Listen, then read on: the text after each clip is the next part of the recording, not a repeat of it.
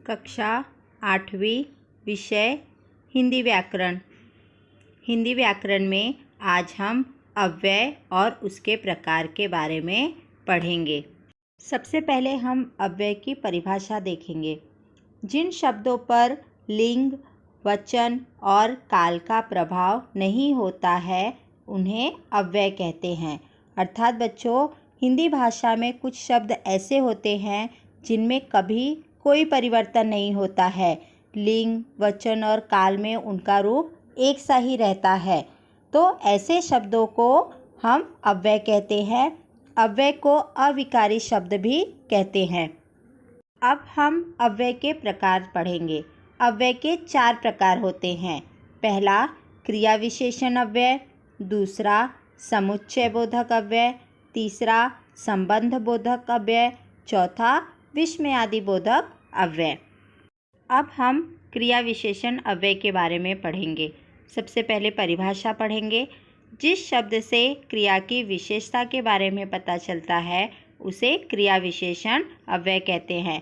अर्थात बच्चों, जो शब्द क्रिया की विशेषता बताए वह शब्द हमारा क्रिया विशेषण अव्यय होता है।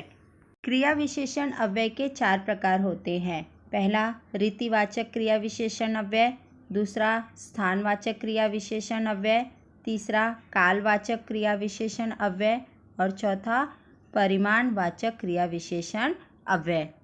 अब हम रीतिवाचक क्रिया विशेषण अव्यय की परिभाषा देखेंगे।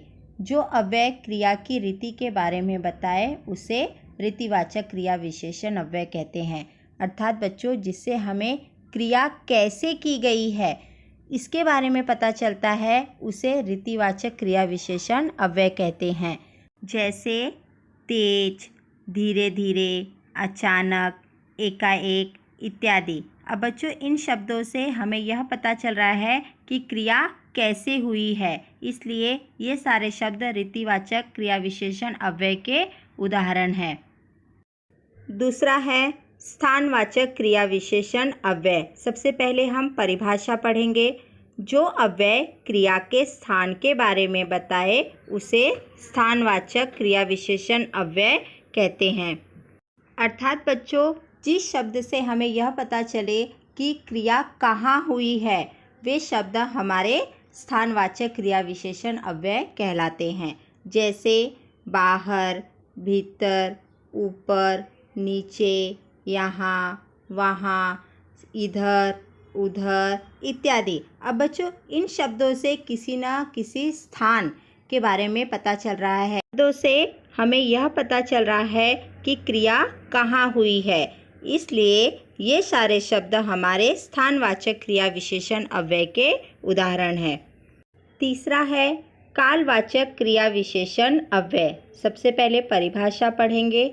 जिस अव्यय से क्रिया के काल या समय का पता चलता है उसे कालवाचक क्रिया विशेषण अव्यय कहते हैं।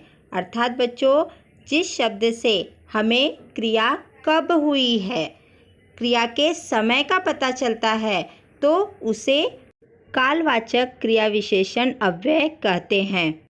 जैसे आज, कल, कभी कभी, अभी, देर से, जल्दी इत्यादि। अब बच्चों, इन शब्दों से हमें क्रिया के समय का पता चल रहा है, इसलिए ये सारे शब्द हमारे कालवाचक क्रिया विशेषण अव्यय हैं। इन शब्दों से क्रिया कब हुई है इसके बारे में पता चल रहा है।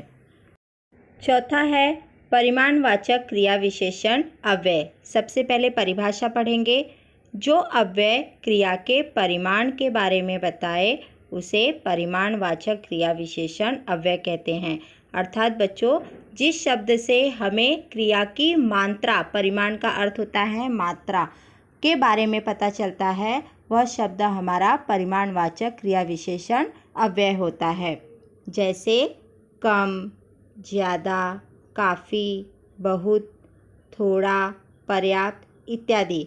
अब बच्चों, ये सारे शब्द हमें क्रिया की मात्रा के बारे में बता रहे हैं। इन सारे शब्दों से हमें यह पता चल रहा है कि हमारी क्रिया कितनी मात्रा में हुई है, इसलिए ये सारे शब्द हमारे परिमाणवाचक क्रिया विशेषण अव्यय के उदाहरण हैं। तो बच्चों, क्रिया की रीति, क्रिया का स्थान, क्रिया का काल और क्रिया का परिमाण बताने वाले शब्द क्रिया विशेषण अव्यय होते हैं। अब बच्चों, शेष 3 प्रकार हम अपने अगले वीडियो में पढ़ेंगे। धन्यवाद।